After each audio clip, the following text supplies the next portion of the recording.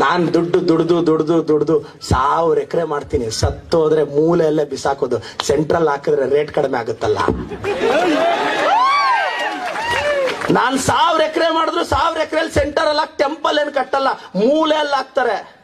ಇನ್ನು ಅದೇನಾದ್ರು 5-6 ಕೋಟಿ ಹೋದ್ರೆ ಎಕರೆ ಅಲ್ಲಿ ಹಾಕಲ್ಲ. ಒದ್ದು ದಿಗಲೈತ್ ನಡ. Hard reality of the life ಯಾರಿಗೂ ಗೊತ್ತಿಲ್ಲಲ್ರೋ. 70, 80, 90 ವರ್ಷ ಬದುಕಿ ಸತ್ತೋಗ್ತೀವಿ.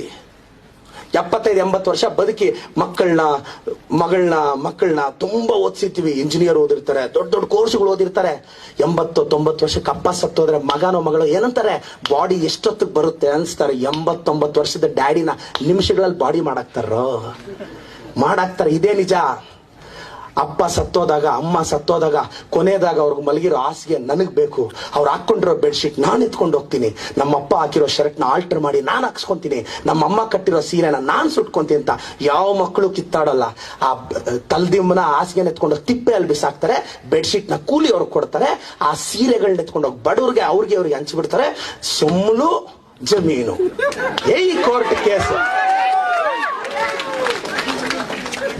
ಅದಕ್ಕೆ ಪಾಪ 80-90 ವರ್ಷ ಆ ಮನೆಯಲ್ಲ ಯಜಮಾನ ಆಯಮ್ಮ ದುಡ್ದು ಸತ್ತೋಗಿರ್ತಾರೆ. ಮೊದಲನೇ ವರ್ಷ ತಿಥಿ